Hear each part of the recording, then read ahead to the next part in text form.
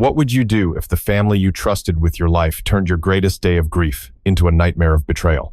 Picture this: a father, standing in the shadow of a cathedral, holding a mysterious package on the day he buries his beloved wife. His heart's already broken, but what's inside that box, delivered with no sender's name, will shatter his world. $25 million, a lifetime of love, and a legacy built for his grandchildren, all targeted by a venomous conspiracy. A single hiss from that package sets off a chain of shocking revelations, each one a knife in the back from those he called family. Can you imagine the sting of discovering your own flesh and blood has been plotting to destroy you, all for money? Welcome to Revenge X, where electrifying stories of betrayal and triumph set your soul ablaze. We're thrilled to have you join our community of viewers who celebrate unyielding resilience and fierce courage. Hit that subscribe button to never miss a heart-pounding tale. And it'd be incredible if you smashed the like button, shared this video, or dropped a comment with the time and city or country you're watching from. Your likes, shares, and heartfelt comments are the greatest spiritual gift, the fuel that keeps this channel burning bright. Now, buckle up for a story that'll hit you right in the feels. Let's dive in. I'm Richard Caldwell, a 72-year-old retired investment banker from Greenwich, Connecticut, who spent 4 decades building a fortune to secure my family's future. My life's work culminated in a net worth of $25 million, a sprawling estate overlooking Long Island Sound, and a legacy I hoped would endure for generations. My late wife, Margaret, and I poured everything into raising our son, Daniel, giving him the best schools, the finest opportunities, and a trust fund worth $3 million to ensure his stability. But today, as I stood in the cold marble hall of St. Mary's Cathedral, dressed in black for Margaret's funeral, I faced a betrayal so vile it shook the very foundation of my world. My daughter-in-law, Lauren Caldwell, the woman I'd welcomed as a daughter, sent me a gift that wasn't a gesture of love. It was a calculated act of malice designed to unravel everything I'd built. The cathedral's organ hummed a mournful hymn, its notes echoing off the stained glass windows as mourners gathered to honor Margaret. She'd been the heart of our family, the one who softened my edges and kept us whole despite the cracks that had begun to show. Daniel, now 40, stood beside Lauren, their 2 children, Emma, 10, and Lucas, 7, clinging to his side. I'd always seen Lauren as ambitious, perhaps too sharp around the edges, but I trusted her because Daniel loved her. How wrong I was. The weight of Margaret's absence pressed on my chest, but it was nothing compared to the dread that seized me when a courier interrupted the service, handing me a sleek black box with no return address. My oldest friend, Thomas Grayson, a retired lawyer and the most loyal man I know, stood beside me, his brow furrowing as he noticed the tiny perforations in the box's lid. "Richard," he whispered, his voice steady but urgent. "Don't open it. Something's not right." I froze, my fingers hovering over the ribbon. The box was light, too light for its size, about the dimensions of a luxury watch case, but weighing barely a pound. The crowd's murmurs faded as I stared at the holes Thomas pointed out, each one meticulously punched, deliberate, breathing holes. My stomach churned. Margaret's funeral was meant to be a day of grief, not terror, yet here I was, holding a package that pulsed with menace. Lauren's eyes met mine from across the aisle, her expression unreadable, but a flicker of something smugness perhaps crossed her face. My heart sank. I'd seen that look before, during heated arguments over money, when she demanded access to the family trust, claiming it was for the kids. I'd refused, protecting the $3 million I'd set aside for Emma and Lucas's education, not her lavish lifestyle. The air grew thick with tension as Thomas urged me to step outside. My younger cousin, Vanessa Caldwell, a manipulative real estate agent who'd always envied my wealth, sidled up, her voice dripping with false concern. "Uncle Richard, maybe it's just a condolence gift. Open it. Don't make a scene." Her words were a knife, twisting my doubt into paranoia. Vanessa had always been Lauren's confidant, whispering poison in her ear about how I was hoarding my fortune. I ignored her, clutching the box as I moved to the cathedral's vestibule, Thomas at my side. The faint rustling inside stopped me cold. Something was alive in there. A hiss followed, sharp and unmistakable, like a blade slicing through the silence. My knees buckled. This wasn't a gift, it was a threat. A venomous strike meant to terrify me on the day I buried my wife. I called 911, my voice trembling as I described the package. "There's something alive inside," I said, the words tasting like ash, hissing like a snake. The dispatcher's calm instructions, "Stay back, don't touch it," did little to ease the storm raging in my chest. I was a man who'd faced market crashes and corporate battles, yet here I was, undone by a box. Thomas placed a hand on my shoulder, his loyalty anchoring me as the cathedral's sanctity dissolved into chaos. Lauren approached, her heels clicking like gunfire on the marble floor. "Dad, what's going on?" she asked, her tone syrupy with fake concern. But I saw through her. The timing was too perfect, the delivery too calculated.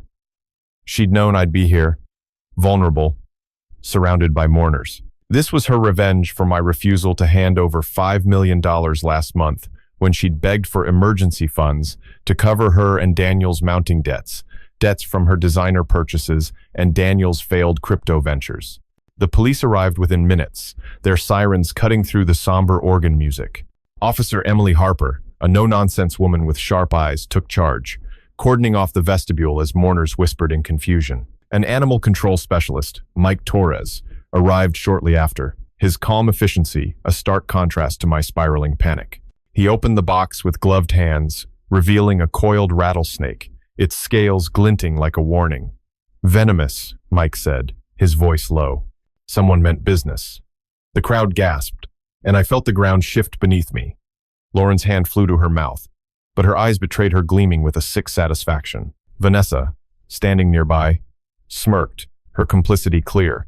They'd planned this together, a twisted alliance to punish me for protecting my wealth. My mind raced back to the past year. Lauren had escalated her demands, claiming I owed her for keeping the family together. She'd manipulated Daniel, turning him against me, convincing him I was a miser, hoarding millions while they suffered. I discovered unauthorized charges on my credit card, $50,000 at an exotic pet store, another $20,000 at a luxury boutique. I'd confronted her, and she'd laughed it off, blaming clerical errors. But now, the truth was undeniable. This snake wasn't just a prank, it was a declaration of war, a betrayal that cut deeper than any financial loss.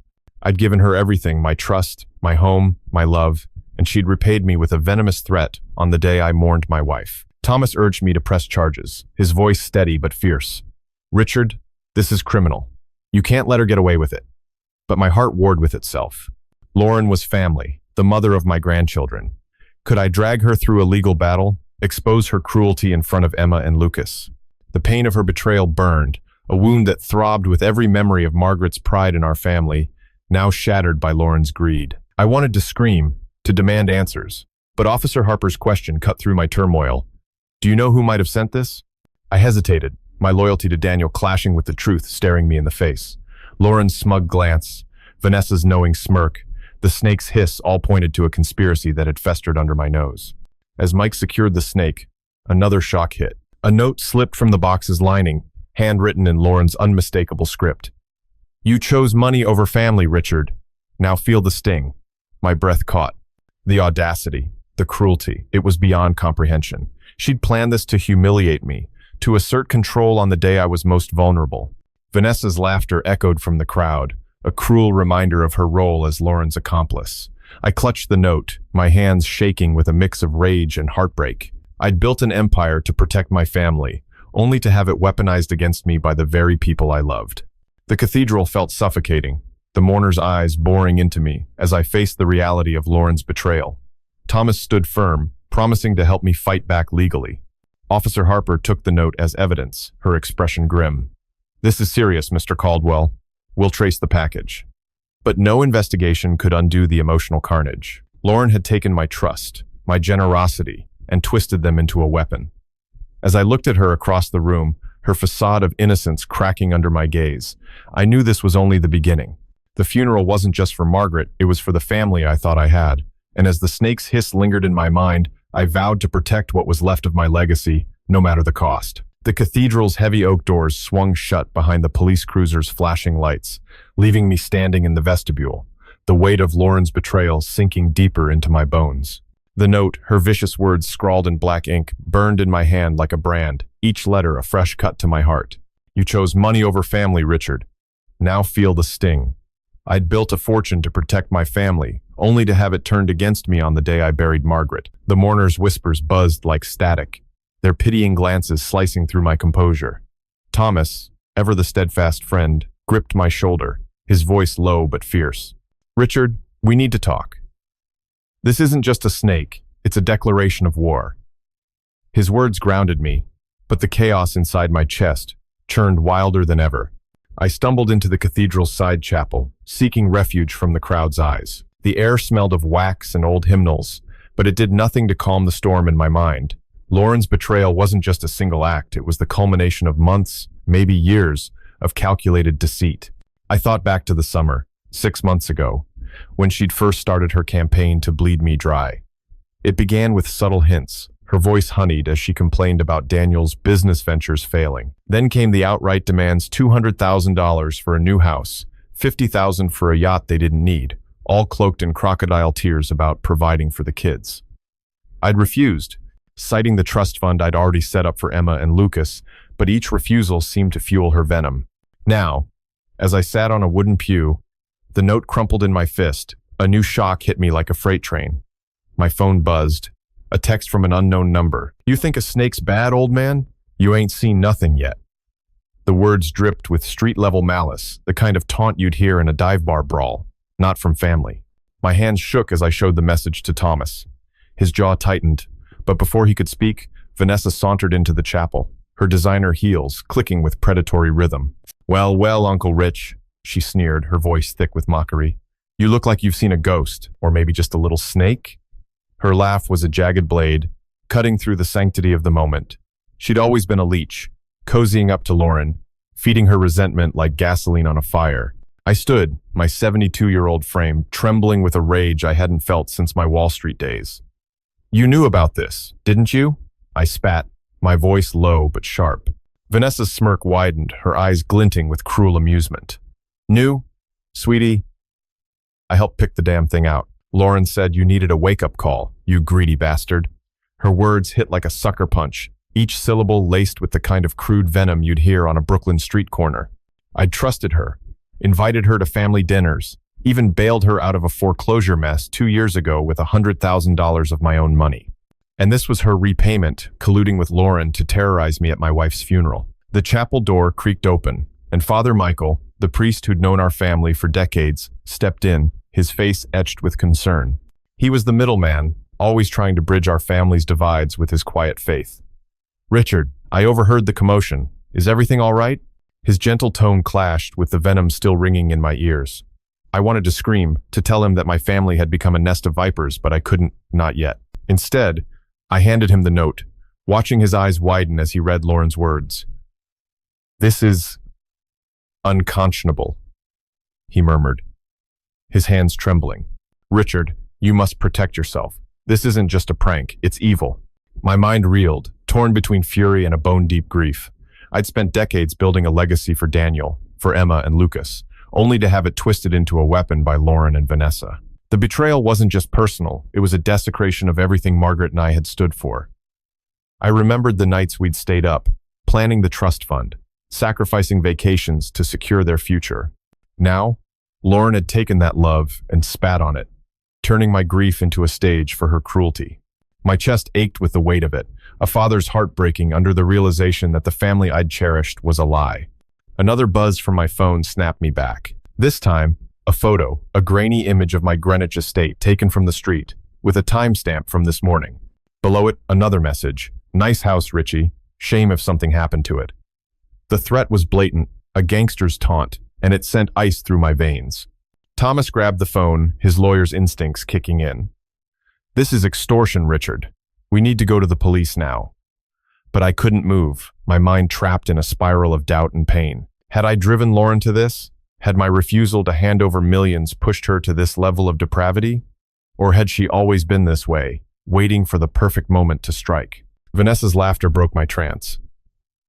"You're pathetic, Uncle Rich," she mocked, leaning against the pew like a street hustler, sizing up a mark.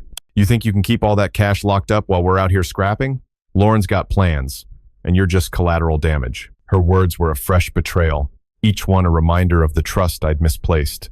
I'd treated her like family, only to learn she'd been plotting with Lauren, scheming to drain my fortune.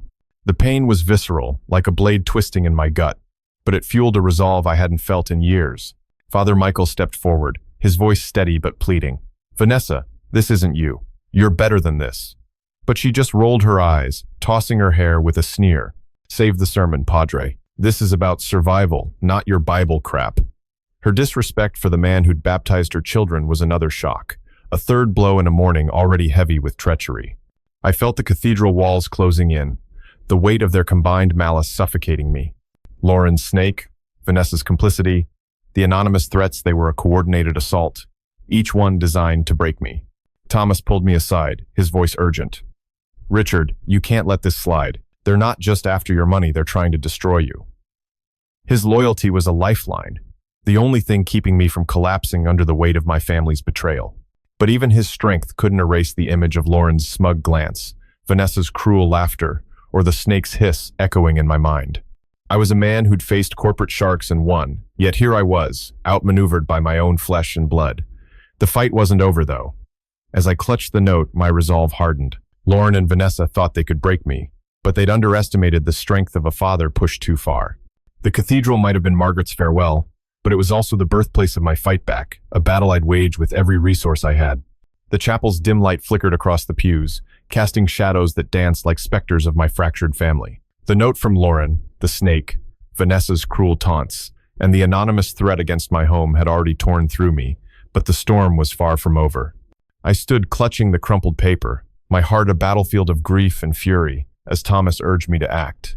His loyalty was a beacon in the chaos, but the weight of betrayal pressed harder with every passing second. The cathedral's sanctity felt like a mockery now, a hollow stage for the unraveling of everything I'd held dear. Margaret's funeral was supposed to be a farewell, not a crucible for my family's descent into treachery. As I steadied myself against a pew, my phone vibrated again, the screen lighting up with another message from the unknown number. "Think you're safe, Richie? Check your car." The words hit like a Molotov cocktail, raw and menacing, straight out of a back alley shakedown. My blood ran cold. The parking lot outside St. Mary's was filled with mourners' cars, mine a vintage Bentley I'd restored with Margaret over countless weekends, parked under the sycamores. Thomas grabbed my arm, sensing the shift in my expression. "Don't go out there alone," he warned, his voice tight with lawyerly caution.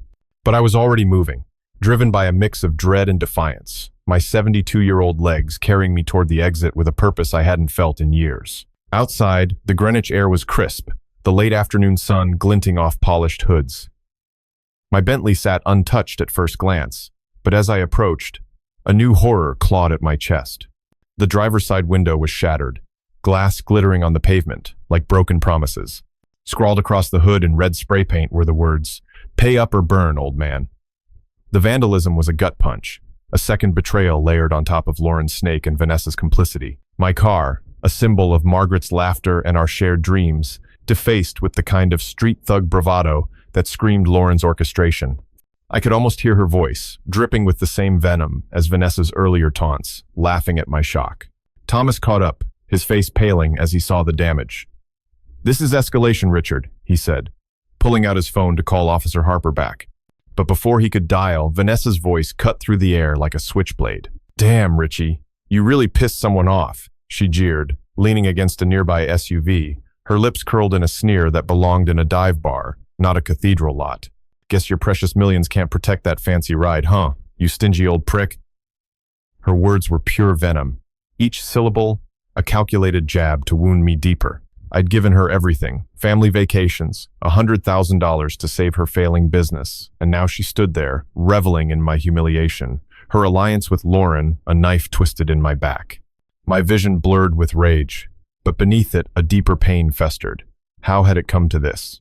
I'd raised Daniel to value integrity, poured my soul into building a legacy for him and his children, only to have Lauren and Vanessa turn it into a weapon. The spray paint wasn't just vandalism, it was a desecration of Margaret's memory, a third shock in a day, already heavy with betrayal. I wanted to scream, to demand why they hated me so much, but my heart wrestled with a darker truth. I'd enabled this. Every check I'd written, every debt I'd covered, had taught Lauren that my love was a blank check she could cash with impunity. Father Michael appeared, his cassock fluttering in the breeze, his face a mask of sorrow. "Richard, this is madness," he said, his voice cracking with the weight of his role as our family's peacemaker. "Let me talk to Lauren, try to reason with her." His offer was sincere, but it felt futile, like trying to negotiate with a hurricane. I shook my head, the spray paint's red letters burning into my retinas. "She's beyond reason, Michael," I said, my voice hoarse. "This isn't about money anymore. It's about control." The realization hit me like a freight train. Lauren wasn't just after my fortune, she wanted to break me, to prove she could bend me to her will. Another jolt came as Officer Harper arrived, her cruiser screeching into the lot. She surveyed the damage, her expression grim. "This is criminal mischief, mister." Caldwell, and combined with the snake and those texts, were looking at harassment, maybe stalking. She jotted notes, her efficiency, a stark contrast to my spiraling emotions. But before I could respond, a new figure emerged from the crowd, Jake Russo, a former business associate who'd always resented my success. His slick suit and crocodile grin screamed opportunist, and his presence here, at Margaret's funeral, felt like another layer of betrayal. "Tough day, huh, Richie?" he drawled, his voice thick with the same streetwise mockery as Vanessa's. "Heard you're having some family drama. Should have shared the wealth when you had the chance, you greedy bastard. Empster." Jake's words were a fourth shock, a revelation that Lauren's web extended beyond Vanessa. Had he been part of this too? The thought gnawed at me, each new betrayal piling onto the last like bricks on a crumbling foundation. I'd mentored Jake early in his career, given him a leg up in the finance world, only to have him stab me in the back now, likely lured by Lauren's promises of a cut of my millions. My mind flashed to a memory, Daniel mentioning Jake's late-night meetings with Lauren, dismissed as business advice. I'd ignored the red flags, blinded by my trust in family. Now, that trust was ashes, and the pain of it carved a hollow space in my chest. Thomas stepped forward, his loyalty a shield against the onslaught. "You're out of line, Russo," he snapped, his voice cutting through Jake's smirk. "This is a funeral, not your chance to play gangster." But Jake just laughed, a low guttural sound that echoed Vanessa's earlier cruelty. "Gangster? Nah, just watching the old man get what's coming to him," he said, winking at Vanessa.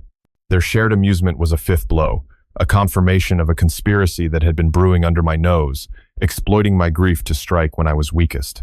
I stood frozen, the world narrowing to the red paint, the taunts, the weight of my family's collapse. My heart screamed for Margaret, for the days when our family was whole, when Daniel's laughter filled our home and Emma and Lucas ran through our garden. Now, those memories felt like lies, tainted by Lauren's greed and Vanessa's malice. I wanted to collapse, to let the grief consume me, but Thomas's hand on my shoulder kept me upright. "We fight this, Richard," he said, his voice fierce with conviction. "You've got the law, you've got me, and you've got the truth." Officer Harper nodded, her radio crackling as she called for backup to process the scene. Father Michael clasped his hands, murmuring a prayer, but his eyes held a quiet despair, as if he knew the family he'd baptized was lost. I looked at Vanessa and Jake, their smug faces a mirror of Lauren's earlier glee, and felt a resolve harden within me. They thought they could break me, but they'd forgotten who I was, a man who'd built an empire from nothing, who'd faced worse odds and won. The cathedral lot, with its shattered glass and defaced car, wasn't the end.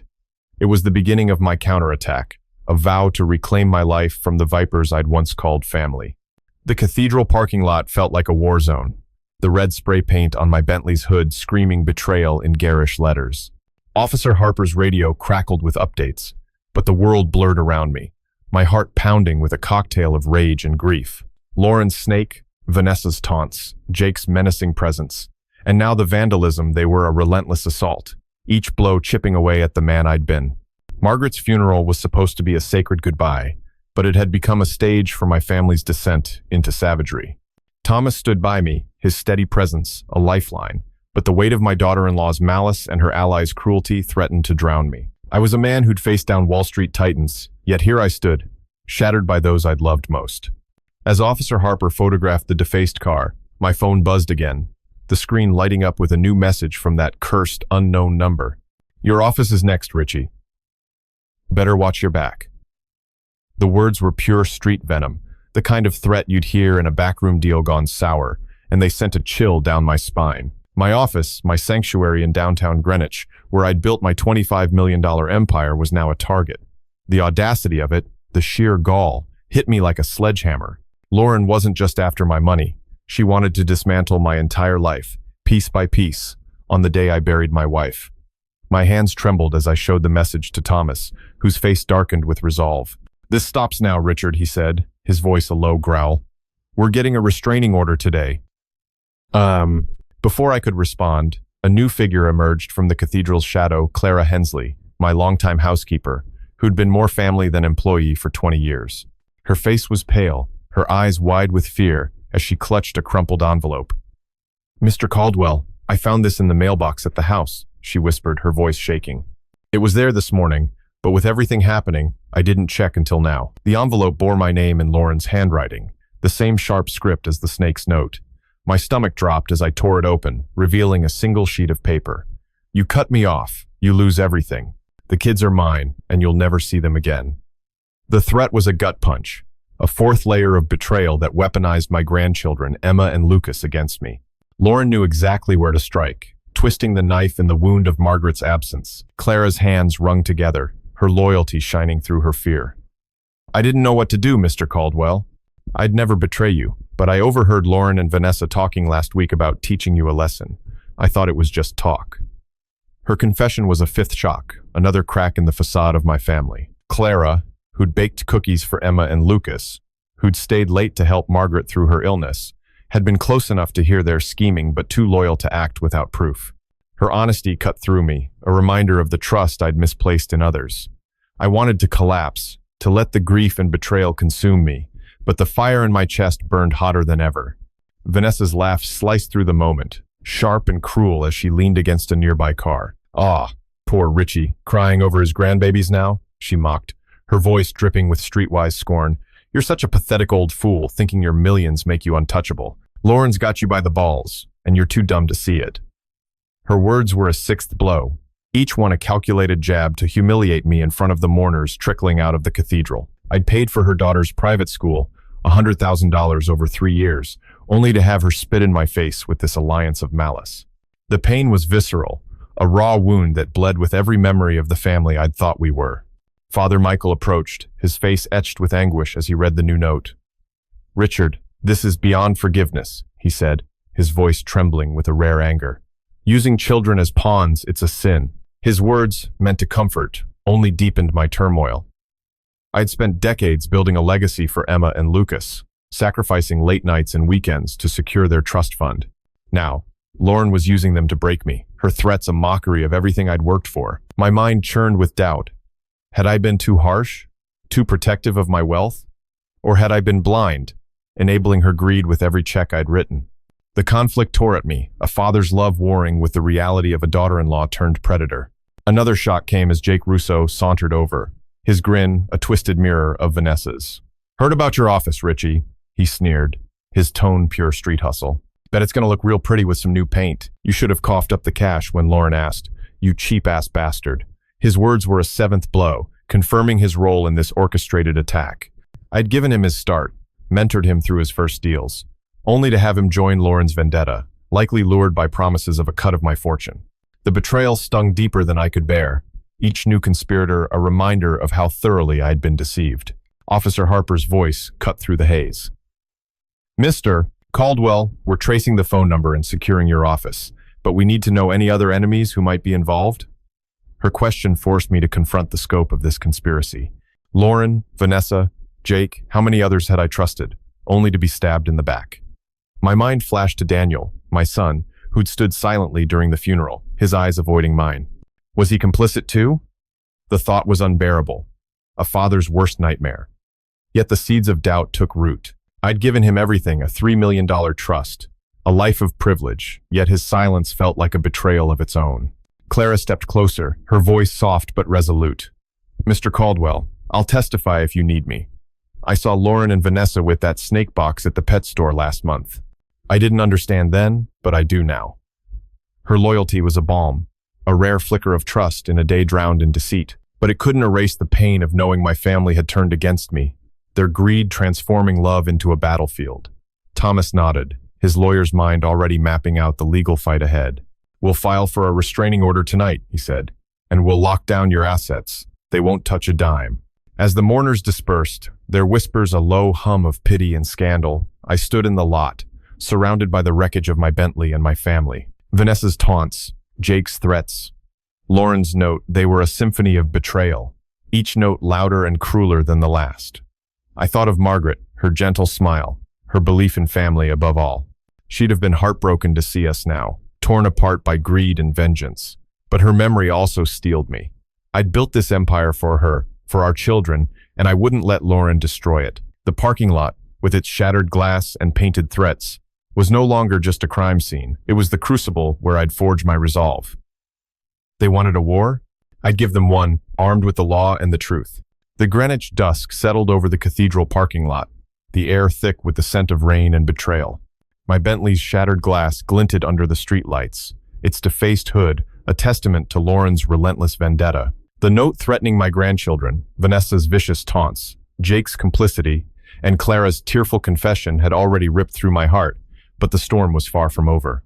I stood frozen, clutching the crumpled paper, my 72-year-old frame trembling with a fury I could barely contain. Thomas's hand on my shoulder was the only thing keeping me from shattering. His lawyer's resolve a stark contrast to the chaos in my soul. Margaret's funeral had become a nightmare. Each new blow, a reminder that the family I'd built my life around was a house of cards, collapsing under the weight of greed. My phone buzzed again, the screen glowing with another message from that cursed unknown number. "Your safe's looking lonely, Richie. Time to share the wealth or it's gone."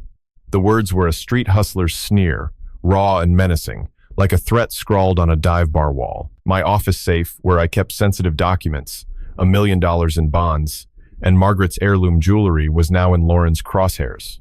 The audacity of targeting my private sanctuary, on the day I mourned my wife, was a fresh wound, a ninth shock that made my knees buckle. I showed the message to Thomas, whose eyes narrowed with cold determination. "This is beyond harassment," he said, his voice a low growl. "We're locking everything down tonight, bank accounts, properties, everything. Before I could respond, a new figure emerged from the cathedral's side entrance, Eddie Malone, my former driver and confidant, who'd retired last year after a decade of loyal service. His weathered face was etched with panic as he clutched a USB drive, his hands shaking. "Mr. Caldwell, I found this in my mailbox this afternoon," he stammered. "It's got your name on it. I didn't look, but I heard Lauren talking to someone about evidence last month. I should have said something sooner." His words were a 10th blow, another layer of betrayal that cut deeper than the last. The USB drive felt heavy in my hand, a ticking bomb of unknown horrors. I'd trusted Eddie with my life, let him drive Emma and Lucas to school, and now he stood here, unwittingly delivering another piece of Lauren's scheme. I plugged the USB into my phone, my heart pounding as a video loaded. It was grainy, but unmistakable security footage from my office, showing Lauren and Vanessa rifling through my desk drawers, laughing as they pocketed files. Lauren's voice, sharp and smug, crackled through the speakers. "This old bastard's gonna regret holding out on us. We'll bleed him dry." The footage was a gut punch, an 11th shock that confirmed their conspiracy went far beyond a snake or a vandalized car. They'd infiltrated my office, my private world, stealing documents that could compromise my entire estate. The betrayal was suffocating, a father's love twisted into a weapon by those I'd welcomed into my home. Vanessa's voice sliced through the dusk, her heels clicking as she approached with a smirk. "Well, damn, Richie, you're really digging your own grave, ain't ya?" She sneered, her tone pure street venom. "Keep clutching the millions, you selfish prick. We'll just take what's ours." Her words were a 12th blow, each one a deliberate stab to humiliate me in front of Eddie and the lingering mourners. I'd paid for her wedding, $100,000 for a lavish ceremony she didn't deserve, only to have her spit in my face with this alliance of malice. The pain was a living thing, clawing at my chest, as I grappled with the realization that my generosity had bred nothing but contempt. Father Michael stepped forward, his cassock swaying as he tried to intervene. "Vanessa, this is a house of God," he pleaded, his voice heavy with grief. "Stop this before it destroys you all." But Vanessa just laughed, a harsh, guttural sound that echoed Jake's earlier cruelty. "God ain't paying my bills, Padre," she snapped. "Richie's money will, though, once we're done with his sorry ass." Her disrespect for Michael, who'd counseled our family through every crisis, was a 13th shock. Another layer of betrayal that desecrated Margaret's memory. My mind reeled, torn between the urge to scream and the crushing weight of my own failures. Had I created this monster by giving too much, by shielding Lauren from consequences? Or had her greed always lurked beneath the surface, waiting for a moment like this to strike? Eddie's eyes welled with tears, his loyalty a stark contrast to Vanessa's venom. "I'm so sorry, Mr. Caldwell," he said, his voice breaking. "I should have warned you when I heard her talking. I thought it was just gossip." His guilt mirrored my own, a father who'd ignored the signs Lauren's late-night calls with Jake, her sudden interest in my financial records. I dismissed them as stress, as family quirks, but now they were neon warning signs, flashing in the wreckage of my trust. The pain was unbearable. A raw wound that bled with every memory of Emma and Lucas, their innocent faces now pawns in their mother's war. Officer Harper approached, her notepad ready as she took the USB drive. "This is evidence of theft and conspiracy," she said, her tone clipped. "We'll analyze it and add it to the case." But her efficiency couldn't erase the emotional carnage. I looked at Vanessa, her smug grin a mirror of Lauren's earlier malice, and felt a resolve harden within me. They thought they could break me, but they'd underestimated the strength of a man who'd built an empire from nothing. My mind flashed to Margaret, her gentle hands helping me balance our first budget, her laughter filling our home. She'd have fought for our family, and so would I. Another buzz from my phone broke the moment of voicemail this time, from Daniel. My heart stopped as I played it, his voice shaking with a mix of fear and anger. "Dad, I found out what Lauren's doing. I didn't know, I swear. She's gone too far, but she's threatening to take the kids if I don't play along." The message was a 14th shock, a confirmation that my son wasn't fully complicit but trapped in Lauren's web. The relief was fleeting, drowned by the pain of knowing he'd let her manipulate him, let her turn our family into a battlefield. I wanted to believe him, to cling to the son I'd raised. But doubt gnawed at me had he known all along and only now spoken up. Thomas grabbed my arm, his voice urgent. "Richard, we need to move fast. File the restraining order, secure the safe, and get Daniel to testify." His loyalty was a lifeline, but the weight of Daniel's partial betrayal, Vanessa's cruelty, and Lauren's calculated assault threatened to pull me under. The cathedral's shadow loomed over us, its sanctity mocked by the venom of those I'd loved. I stood in the parking lot, surrounded by the wreckage of my car, my trust, and my family, but the fire in my chest burned brighter than ever. Lauren had started this war, but I'd end it with the law, with truth, and with the strength of a father who'd finally learned to say no.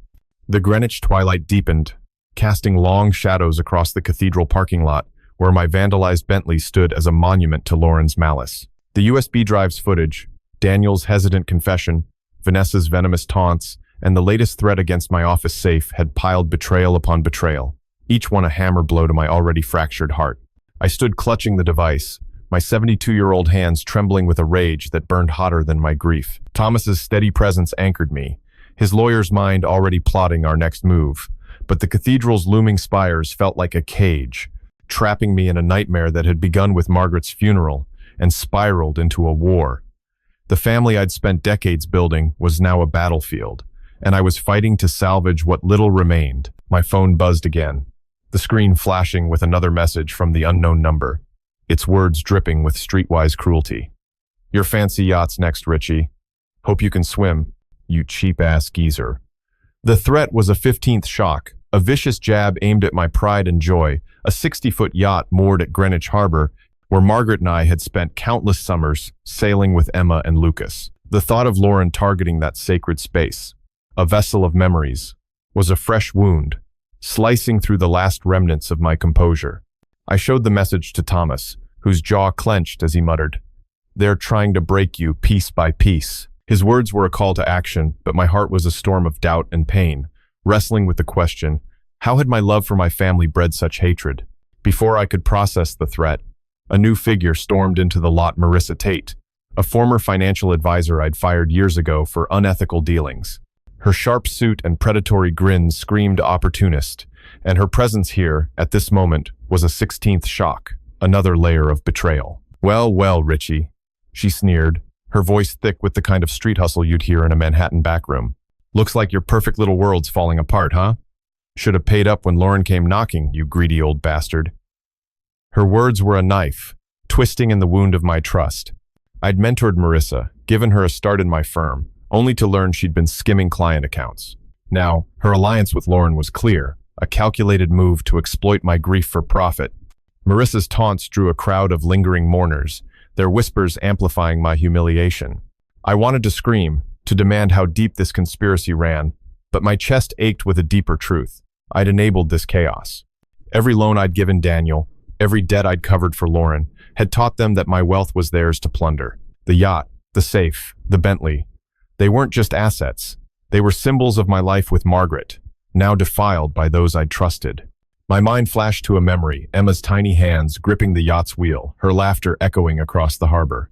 Now, Lauren was threatening to take that from me, using my grandchildren as leverage in her war for millions.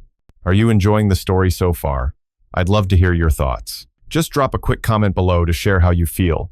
It only takes a few seconds, but your words give me the motivation and inspiration to make every chapter more thrilling and engaging. Go ahead, let me know what's on your mind, and now, let's dive back into the story. Father Michael approached, his face pale with exhaustion, his role as peacemaker crumbling under the weight of this madness. "Richard, let me speak to Daniel," he pleaded, his voice thick with sorrow. "There's still hope to save your family." But his words felt hollow, a desperate grasp at a unity that no longer existed. I shook my head, the yacht threat burning in my mind. "Hope died with that snake, Michael," I said, my voice raw. "This is about survival now." The realization was a 17th shock, a cold clarity that my daughter-in-law had crossed a line from greed to malice, and I was done being her victim. Clara, still clutching her apron, stepped forward, her loyalty a beacon in the darkness. "Mr. Caldwell, I found something else," she whispered, handing me a small key, its surface scratched but familiar. "It was in the mailbox with the envelope. I think it's for your safe." Her words were an 18th shock, a chilling confirmation that Lauren had access to my most private possessions. The key was for my office safe, where I kept Margaret's diamond necklace, a family heirloom worth $500,000. The thought of Lauren's hands on it, her greed tainting something so sacred, was a betrayal that cut deeper than any financial loss. I'd given Clara a home, treated her like family, and her tearful honesty now was a stark contrast to the vipers circling me. Marissa laughed, a harsh, guttural sound that echoed Vanessa's earlier cruelty. "You're done, Richie," she jeered, her tone pure street venom. "Your money can't save you now. Lauren's got plans, and you're just a washed-up old fool in her way." Her words were a 19th blow, each one a reminder of the trust I'd misplaced in her years ago. I'd forgiven her past mistakes, even paid her legal fees when she faced charges, only to have her join Lauren's crusade to destroy me. The pain was a living thing, a raw wound that pulsed with every memory of the family dinners where I'd welcomed her, blind to her duplicity. Officer Harper, still processing the USB evidence, approached with a grim expression. "Mr. Caldwell, we've got a team heading to your office and harbor to secure your assets," she said. "But we need to know any other vulnerabilities we should cover?" Her question forced me to confront the scope of Lauren's reach. The yacht, the safe, the office. How many other pieces of my life had she targeted? My mind churned with doubt, replaying Daniel's voicemail. His claim of ignorance felt flimsy now, a half-truth that left me questioning whether my own son was fully complicit. The pain of that possibility was unbearable, a father's heart breaking under the weight of a family-turned predator. Thomas grabbed my arm, his voice urgent. "Richard, we're filing for a restraining order tonight, and we'll get a private investigator to trace Marissa's involvement. This ends now." His loyalty was a lifeline, but the weight of Marissa's betrayal, Clara's discovery, and Daniel's wavering allegiance threatened to pull me under. I looked at Marissa, her smirk a mirror of Lauren's malice, and felt a resolve harden within me. They thought they could break me, but they'd forgotten who I was, a man who'd built an empire through grit and sacrifice.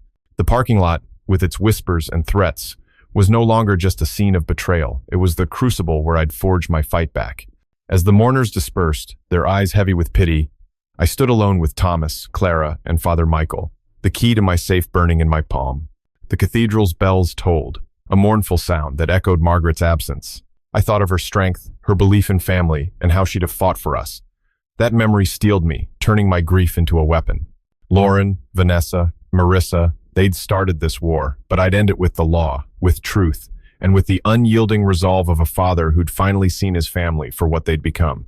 The Greenwich night closed in, the cathedral's spires fading into a starless sky as the weight of betrayal pressed heavier on my chest. The yacht threat, the safe key, Marissa's vicious taunts, and Daniel's wavering loyalty had turned Margaret's funeral into a crucible of treachery. Each revelation, a fresh wound in my 72-year-old heart. I stood in the parking lot, the cold metal of the safe key biting into my palm, Thomas's steady presence, the only anchor in a sea of chaos. Officer Harper's team was still processing the scene, their flashlights cutting through the dusk, but the real battle was inside me. A father torn between grief, rage, and the dawning realization that my family was a mirage, built on decades of misplaced trust. The air smelled of asphalt and betrayal, and I knew this nightmare was far from over. My phone buzzed again, the screen flaring with another message from that cursed unknown number. "Your charity gala is going to be a real blast, Richie." Hope you're ready to lose it all, you stingy old fuck. The words were a street thug's sneer, raw and vicious. Aimed at the annual gala I hosted to fund local schools, a $5 million event set for next week at the Greenwich Country Club. The threat was a 20th shock, a brazen attack on my legacy of giving, a cornerstone of Margaret's and my life together. My hands shook as I showed the message to Thomas, whose eyes blazed with fury. "They're targeting your public life now," he said, his voice tight with resolve. "We need to shut this down before it escalates further." Before I could respond, a new figure emerged from the shadows, Lila Monroe, my longtime accountant, her face pale and drawn as she clutched a folder of papers. "Mr. Caldwell, I found discrepancies in your foundation's accounts," she whispered, her voice trembling with guilt. "Someone's been siphoning funds hundreds of thousands of dollars over the past year. I only noticed today when I ran a final audit for the gala." Her words were a 21st shock, a betrayal that struck at the heart of my philanthropy. I'd trusted Lila with my books for 15 years, her meticulous honesty a constant in my life. The idea that Lauren had infiltrated my charity, stealing from children to fuel her greed, was a wound deeper than any physical threat. I opened the folder, my eyes scanning the evidence: unauthorized transfers to an offshore account, each one time-stamped to coincide with Lauren's emergencies. The betrayal was a 20-second shock, a calculated theft that defiled Margaret's dream of giving back. My mind flashed to her, standing on the gala stage, her smile radiant as we handed out scholarships. Now, Lauren had turned that legacy into a piggy bank, her greed a desecration of everything we'd built. My heart warred with itself. Part of me wanted to believe Lila had missed the signs innocently, but another part screamed that I'd been too trusting, too blind to the vipers in my inner circle. Marissa's laugh cut through the night, her silhouette looming near a parked car.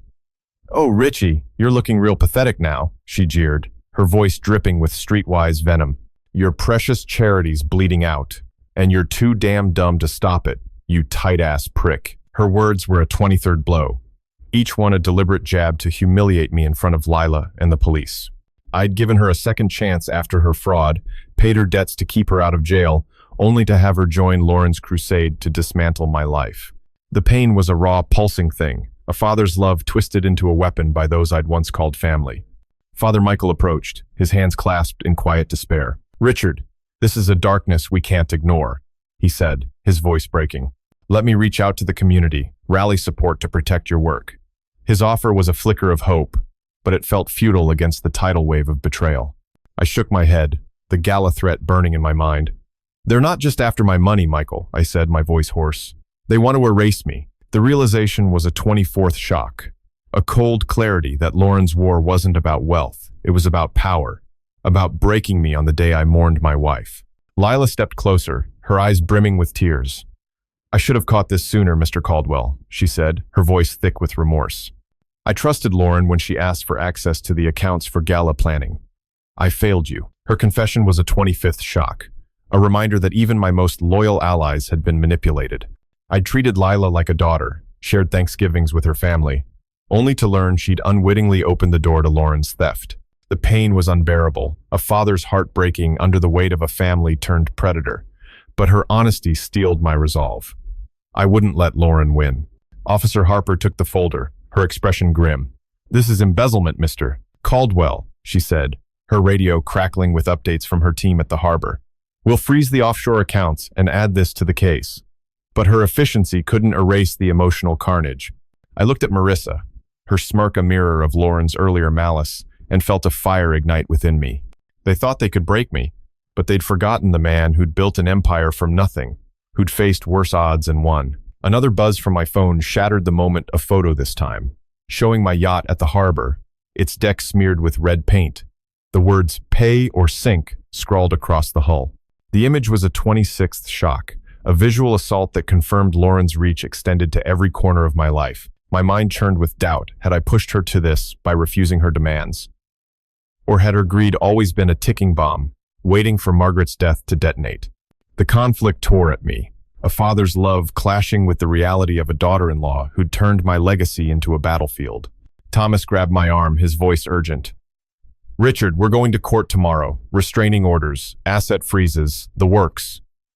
They won't touch another dime." His loyalty was a lifeline, but the weight of Lila's failure, Marissa's cruelty, and the yacht's defacement threatened to pull me under. I thought of Margaret, Her gentle hands planning the gala, her belief in our family's goodness. That memory was a double-edged sword, cutting me with grief but sharpening my resolve. The parking lot, with its flashing police lights and whispered betrayals, was no longer just a crime scene. It was the forge where I'd temper my fight back. Lauren, Vanessa, Marissa.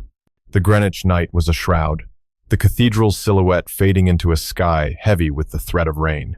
The vandalized yacht, the embezzled charity funds, Marissa's cruel taunts, and the key to my safe had stacked betrayal upon betrayal, each one a fresh scar on my 72-year-old heart. I stood in the parking lot, the cold weight of the key biting into my palm, Thomas's unwavering loyalty the only thing keeping me from collapsing under the onslaught. Officer Harper's team moved with clinical precision, securing evidence. But the real war raged inside me, a father grappling with the wreckage of a family I'd spent decades nurturing. Margaret's funeral had become a crucible, and every new revelation burned away another layer of the life I thought I'd built. My phone buzzed again, the screen flashing with a new message from that relentless unknown number. "Your summer house is next, Richie. Gonna look real pretty in flames, you miserly old fuck." The words were a street thug's taunt, sharp and vicious, aimed at my Cape Cod retreat, a haven where Margaret and I had spent countless summers with Emma and Lucas, building sandcastles and memories. The threat was a 27th shock, a brutal assault on a place so sacred it felt like an attack on my soul. My hands trembled as I showed the message to Thomas, whose face hardened with resolve. "They're hitting every part of your life," he said, his voice low and fierce. "We're locking down all your properties tonight." Before I could respond, a new figure emerged from the cathedral's side gate, Sarah Whitman, my longtime personal assistant, her face ashen as she clutched a small recorder. "Mr. Caldwell, I found this in my car after the service," she whispered, her voice shaking with fear. "It's got a message for you." I didn't listen, but I saw Lauren drop it off last week. I thought it was nothing. Her words were a 28th shock, another layer of betrayal that cut deeper than the last. Sarah had been my right hand for 20 years, organizing my life with a loyalty I'd never questioned. The idea that Lauren had used her, planting evidence to further her scheme, was a wound that bled with every memory of Sarah's steadfast support. I pressed play on the recorder, my heart pounding as Lauren's voice filled the air, cold and calculating. "Richie's gonna learn what happens when you cross me. That summer house? It's just the start. We'll burn his whole damn empire down." The recording was a 29th shock, a chilling confirmation of her intent to destroy everything I'd built. The betrayal was visceral, a father's love twisted into a weapon by a daughter-in-law who'd once sat at our Thanksgiving table, smiling as she planned my ruin. My mind flashed to Margaret, her laughter echoing across the Cape Cod dunes, her hand in mine as we watched the kids play. Now, Lauren was targeting that sanctuary, her greed a desecration of our happiest moments. Marissa's laugh sliced through the night, her figure looming near a police cruiser. "Look at you, Richie, shaking like a damn leaf," she sneered, her voice dripping with streetwise venom. "Your fancy beach house won't save you, you cheap-ass bastard. Lauren's gonna take everything, and you're too pathetic to stop her." Her words were a 30th blow, each one a deliberate jab to humiliate me in front of Sarah and the officers. I'd given Marissa a second chance, paid her legal fees after her fraud, only to have her join Lauren's war to dismantle my life. The pain was a living thing, a raw wound that pulsed with every memory of the trust I'd misplaced in her. Father Michael approached, his eyes heavy with grief as he heard the recording. "Richard, this is evil," he said, his voice breaking. "Let me gather the congregation. Pray for strength to face this." His offer was sincere, but it felt like a whisper against a hurricane. I shook my head, the summer house threat burning in my mind. "Prayer won't stop her, Michael," I said, my voice raw. "This is about power, not redemption." The realization was a 31st shock, a cold clarity that Lauren's campaign wasn't just about money. It was about erasing me, proving she could break a man who'd built an empire from nothing. Sarah stepped closer, tears streaming down her face. "I should have questioned her, Mr. Caldwell," she said, her voice thick with remorse. "She said it was for gala planning, but I let her into your office. I failed you." Her confession was a 30-second shock, a reminder that even my most loyal allies had been unwitting pawns in Lauren's game. I'd treated Sarah like family, given her bonuses for Emma and Lucas's birthdays, only to learn she'd been manipulated into betrayal.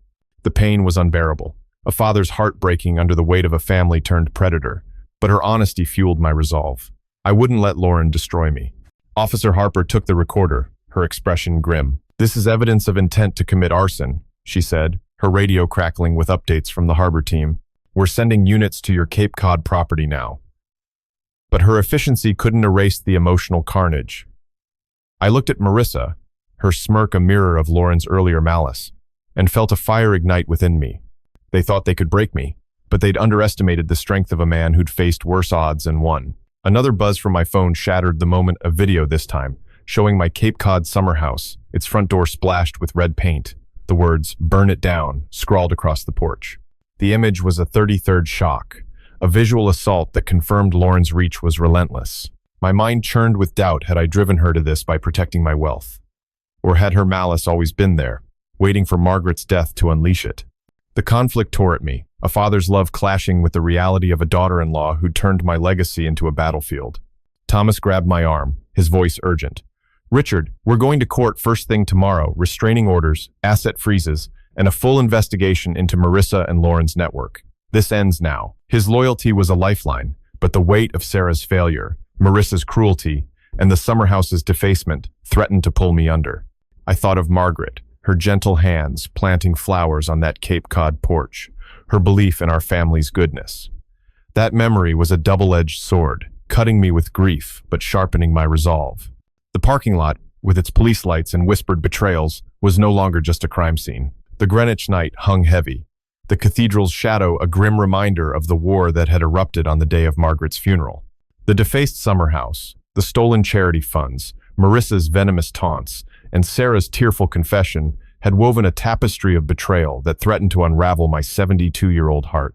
I stood in the parking lot, the recorder's damning message echoing in my mind, Thomas's steadfast presence a lifeline amidst the chaos. Officer Harper's team moved with relentless efficiency, cataloging evidence, but the real battle was within me, a father, wrestling with the shards of a family shattered by greed. The air was thick with the promise of rain, each gust carrying the bitter scent of betrayal, and I knew the storm was far from over. My phone buzzed again, the screen flaring with a new message from that cursed unknown number. "Your private jet's next, Richie. Gonna crash and burn, you selfish old prick." The words were a street hustler's snarl, raw and vicious, aimed at my prized Gulfstream, a symbol of my hard-earned success where Margaret and I had taken Emma and Lucas on their first international trips. The threat was a 34th shock, a brutal assault on a piece of my life that held irreplaceable memories. My hands shook as I showed the message to Thomas, whose face tightened with a fury I'd rarely seen. "They're dismantling your legacy, Richard," he said, his voice a low growl. "We're hiring security for all your assets tonight." Before I could respond, a new figure emerged from the cathedral's rear entrance, Nathan Brooks, my former estate lawyer, who'd retired after managing my trusts for a decade. His face was gaunt, his eyes haunted as he clutched a manila envelope. "Mr. Caldwell, I found this slipped under my door today," he stammered, his voice thick with guilt. "It's a forged document, a fake codicil to your will, naming Lauren as sole beneficiary of your $25 million estate." His words were a 35th shock, a betrayal that struck at the heart of my legacy. Nathan had been a trusted ally, his integrity unquestioned, yet here he was, unwittingly delivering proof of Lauren's audacity. The idea that she'd forged legal documents to steal my entire fortune was a wound deeper than any threat to my possessions. I opened the envelope, my eyes scanning the fraudulent codicil, its language chillingly precise, mimicking my own will. The betrayal was a 36th shock, a calculated move to erase my wishes and rob Emma and Lucas of their future. My mind flashed to Margaret, her meticulous planning for the grandchildren's trust fund, her pride in our careful stewardship. Now, Lauren had turned that into a weapon, her greed a desecration of our life's work. My heart warred with itself.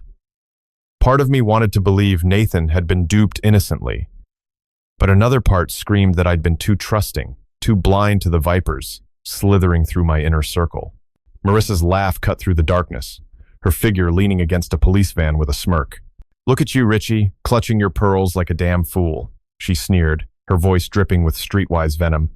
"Your jet's toast and your will's ours now, you greedy-ass bastard." Her words were a 37th blow, each one a deliberate jab to humiliate me in front of Nathan and the officers.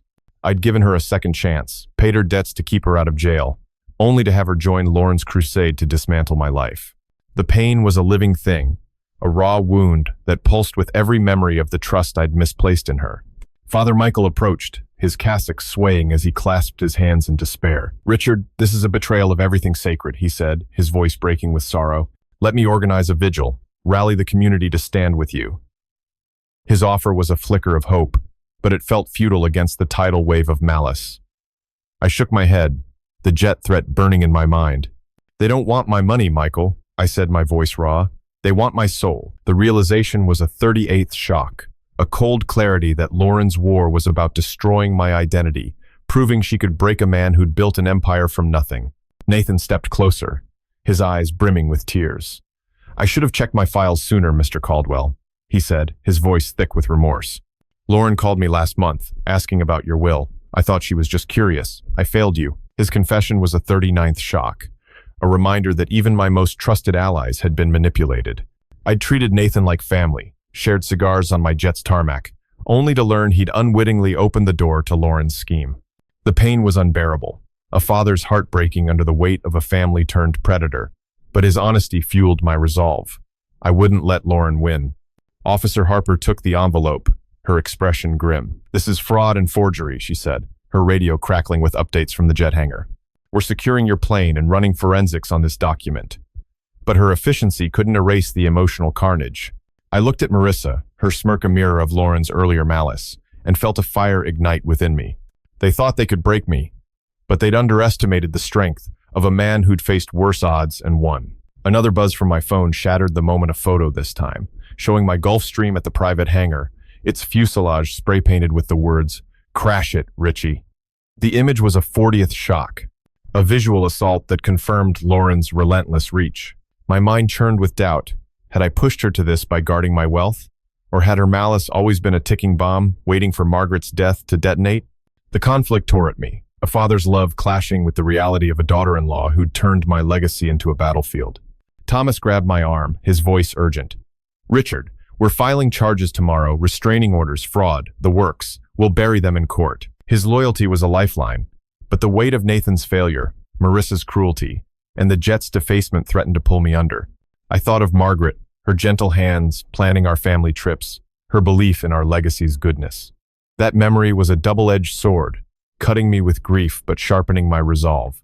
The parking lot, with its flashing police lights and whispered betrayals, was no longer just a crime scene. The Greenwich night pulsed with menace, the cathedral's shadow a grim backdrop to the escalating war that had erupted on Margaret's funeral day. The forged codicil, the vandalized jet, Marissa's vicious taunts, and Nathan's tearful confession had piled betrayal upon betrayal, each one a jagged tear in my 72-year-old heart. I stood in the parking lot, the forged document heavy in my hands, Thomas's unwavering loyalty, the only thing keeping me from crumbling under the weight of Lauren's malice. Officer Harper's team worked tirelessly, their flashlights slicing through the darkness.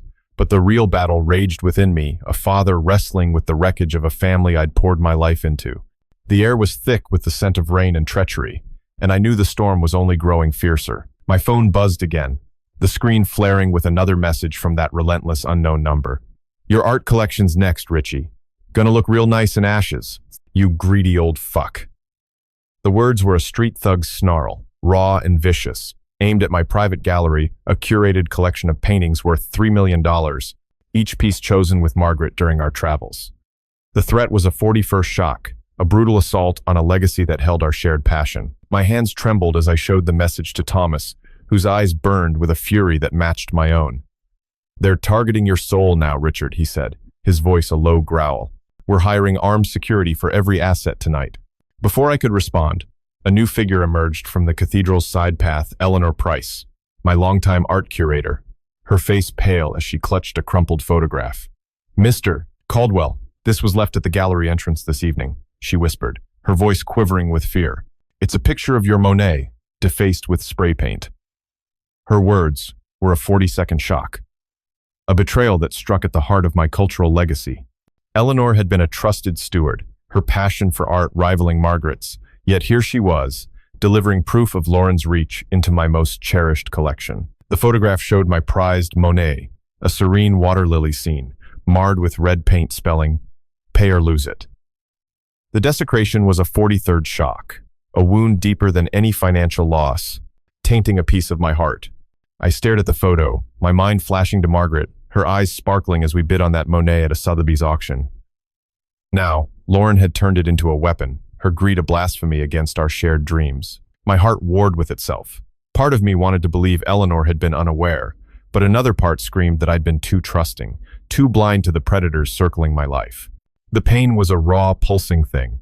A father's love twisted into a tool of destruction by a daughter-in-law who'd once toasted our family at gala dinners.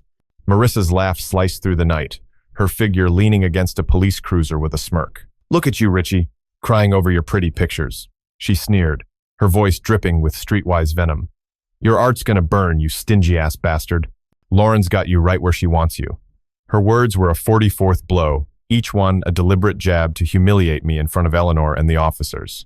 I'd given Marissa a second chance, paid her debts to keep her out of jail, only to have her join Lauren's crusade to dismantle my life. The pain was a living thing, a wound that bled with every memory of the trust I'd misplaced in her. Father Michael approached, his face etched with exhaustion as he saw the photograph. "Richard, this is an assault on your spirit," he said, his voice breaking with sorrow. "Let me call the parish council, organize protection for your gallery." His offer was a flicker of hope, but it felt futile against the tidal wave of malice. I shook my head, the art threat burning in my mind. "They don't just want my money, Michael," I said, my voice raw. "They want to erase everything I am." The realization was a 45th shock, a cold clarity that Lauren's war was about obliterating my identity, proving she could break a man who'd built an empire from nothing.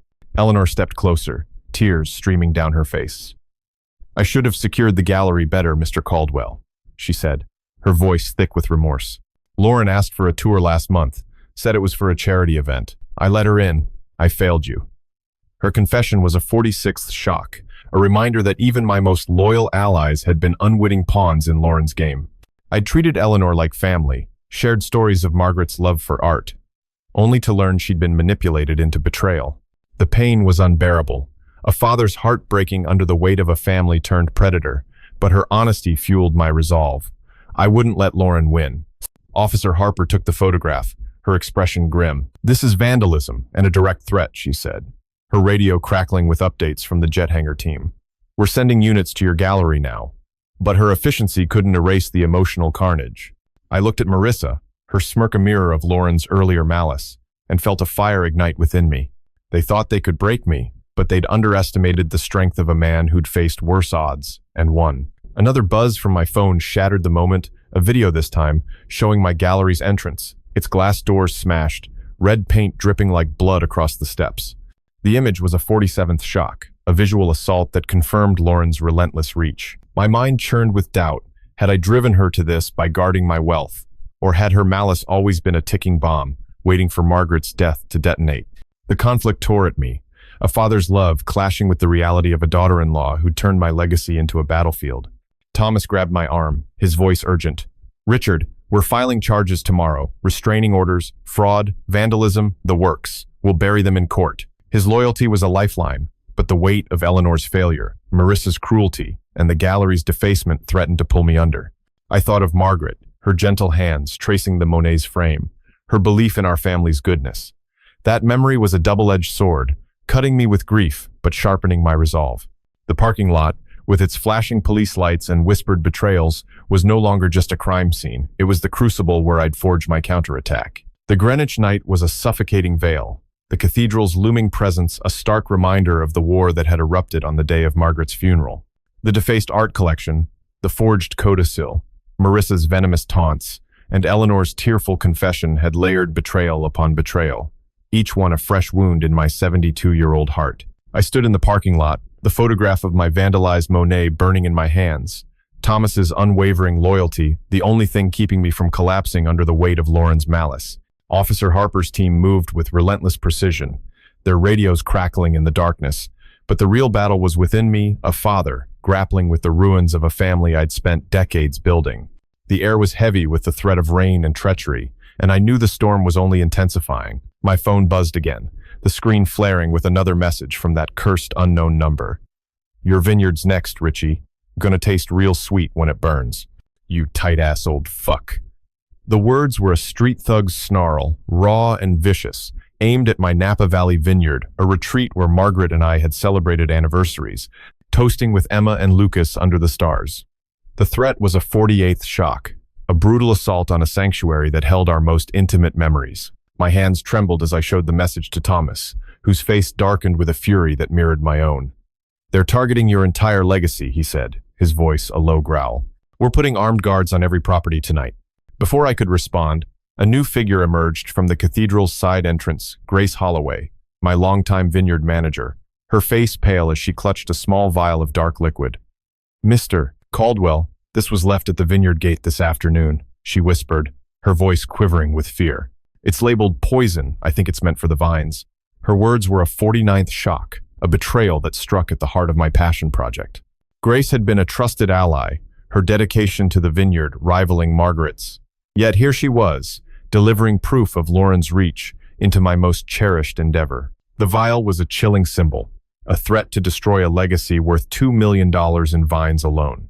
The betrayal was a 50th shock, a wound deeper than any financial loss, tainting a place where Margaret's laughter once echoed. I stared at the vial, my mind flashing to Margaret, her hands pruning vines under the Napa sun, her smile radiant as we planned the vineyard's future. Now, Lauren had turned it into a target, her greed, a desecration of our shared dreams. My heart warred with itself. Part of me wanted to believe Grace had been unaware, but another part screamed that I'd been too trusting, too blind to the predators infiltrating my life. The pain was a raw, pulsing thing, a father's love twisted into a weapon by a daughter-in-law who'd once sipped our wine at family dinners, plotting my ruin. Marissa's laugh cut through the night, her figure leaning against a police SUV with a smirk. "Look at you, Richie, sweating over your precious grapes," she sneered, her voice dripping with streetwise venom. "Your vineyard's gonna be dust, you selfish old bastard. Lauren's got you by the throat now." Her words were a 50, first blow, each one a deliberate jab to humiliate me in front of Grace and the officers.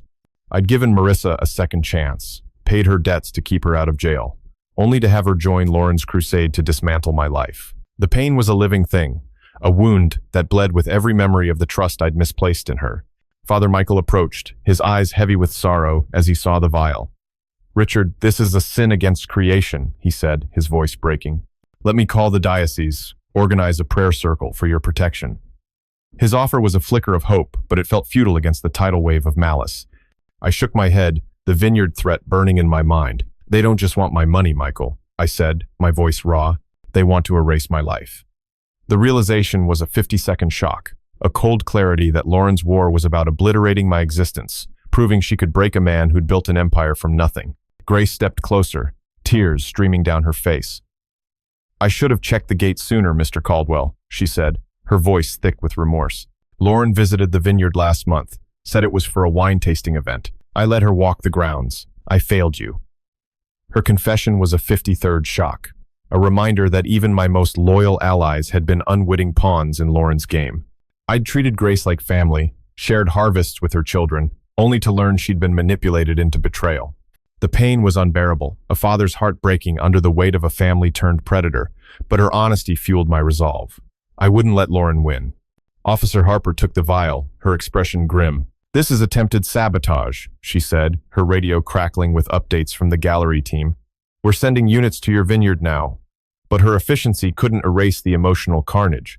I looked at Marissa, her smirk a mirror of Lauren's earlier malice, and felt a fire ignite within me. They thought they could break me, but they'd underestimated the strength of a man who'd faced worse odds and won. Another buzz from my phone shattered the moment of video this time, showing my Napa Valley vineyard, its entrance gate smeared with red paint, the words "Poison it" scrawled across the wood. The image was a 54th shock, a visual assault that confirmed Lauren's relentless reach. My mind churned with doubt. Had I driven her to this by guarding my wealth? Or had her malice always been a ticking bomb, waiting for Margaret's death to detonate? The conflict tore at me, a father's love clashing with the reality of a daughter-in-law who'd turned my legacy into a battlefield. Thomas grabbed my arm, his voice urgent. "Richard, we're filing charges tomorrow, restraining orders, fraud, sabotage the works. We'll bury them in court." His loyalty was a lifeline, but the weight of Grace's failure, Marissa's cruelty, and the vineyard's defacement threatened to pull me under. I thought of Margaret, her gentle hands pouring wine under the Napa stars, her belief in our family's goodness. That memory was a double-edged sword, cutting me with grief but sharpening my resolve. The parking lot, with its flashing police lights and whispered betrayals, was no longer just a crime scene. It was the crucible where I'd forge my counterattack. Lauren, Vanessa, Marissa, they'd declared war, but I'd end it with the law, with truth, and with the unyielding strength of a father who'd finally seen the cost of his trust. The Greenwich night was a suffocating cloak, the cathedral's silhouette a grim monument to the war that had consumed Margaret's funeral. The poisoned vineyard threat, the defaced art collection, Marissa's venomous taunts, and Grace's tearful confession had stacked betrayal upon betrayal, each one a searing wound in my 72-year-old heart. I stood in the parking lot, the vial of poison heavy in my hand, Thomas's steadfast loyalty, the only anchor in a sea of treachery. Officer Harper's team moved with relentless precision, their sirens cutting through the darkness. But the real battle raged within me, a father wrestling with the ruins of a family I'd poured my life into. The air was thick with the scent of rain and deceit, and I knew the storm was reaching its climax. My phone buzzed again, the screen flaring with a final message from that cursed unknown number. "Your legacy ends tonight, Richie. Say goodbye to your empire, you pathetic old fuck." The words were a street thug's snarl, raw and vicious, aimed at the entirety of my $25 million fortune, my life's work, built for Margaret, Emma, and Lucas. The threat was a 55th shock, a brutal assault on everything I'd created. My hands trembled as I showed the message to Thomas, whose eyes blazed with defiance. "They're going for the kill, Richard," he said, his voice a low growl. "We're filing a full lawsuit tomorrow, restraining orders, criminal charges, everything." Before I could respond, a new figure emerged from the cathedral's shadows, Margaret's sister, Ellen Ramsey, her face pale as she clutched a tattered journal. "Richard, I found this in Margaret's study today," she whispered, her voice quivering with grief. "It's her diary, detailing how Lauren manipulated her for years, extracting promises of money behind your back." Her words were a 56th shock, a betrayal that struck at the heart of my marriage. Ellen had been a confidant, her loyalty to Margaret unwavering, yet here she was, delivering proof that Lauren had preyed on my wife's kindness. The journal revealed secret loans, hundreds of thousands of dollars given to Lauren under the guise of family support. The betrayal was a 57th shock, a wound deeper than any physical threat, tainting Margaret's memory with deception. I flipped through the journal, my eyes catching Margaret's elegant handwriting, her words filled with love but also guilt for keeping secrets. The betrayal was a 58th shock, a realization that Lauren had exploited Margaret's trust, turning our marriage into a battlefield. My mind flashed to Margaret, her gentle hands writing in that journal, her heart torn by Lauren's manipulations. My heart warred with itself. Part of me wanted to believe Margaret had acted out of love, but another part screamed that I'd failed to protect her from Lauren's greed.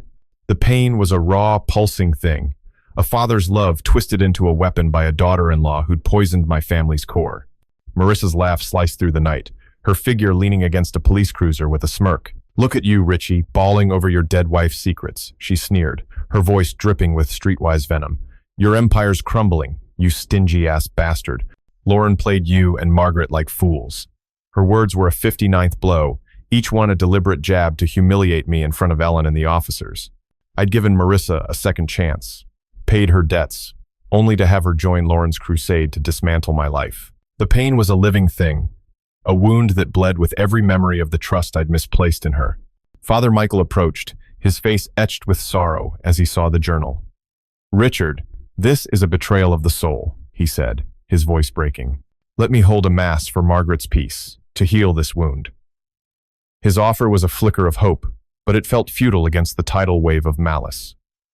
I shook my head, the empire threat burning in my mind. "They don't just want my money, Michael," I said, my voice raw. "They want to erase our legacy."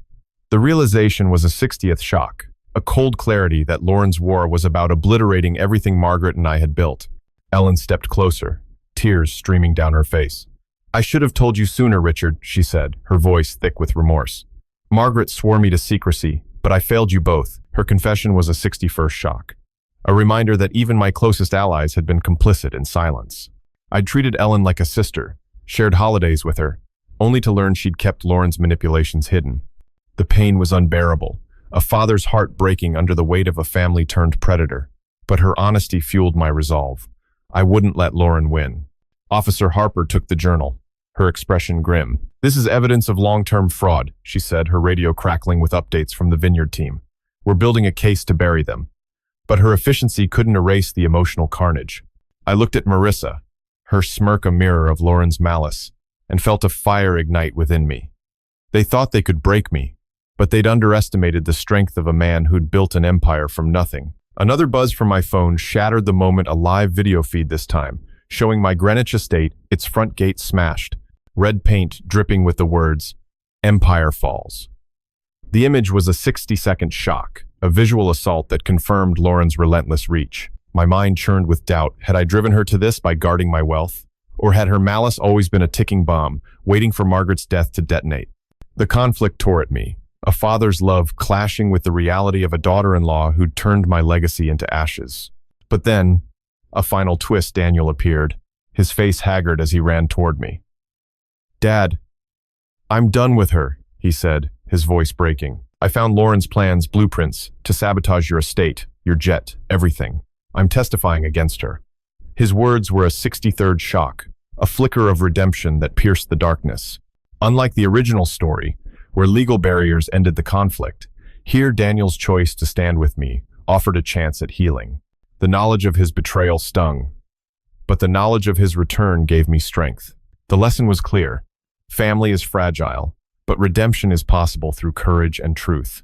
The education of boundaries, the education of trust, and the education of resilience had taught me to fight for what mattered. This knowledge, this lesson, was my salvation. To you watching, what does this story stir in your heart? How does it reflect the betrayals and redemptions in your own life? Share your thoughts in the comments. We want to hear the knowledge and lessons from deep within you. Subscribe to Revenge X on YouTube. Like and share for more gripping stories every day. Your support fuels our mission to bring you tales of human struggle and triumph. We wish you strength, health, and joy in your daily life with the education of living peacefully. Stay strong, stay healthy, stay joyful. Goodbye, and see you in the next video. Stay healthy, everyone.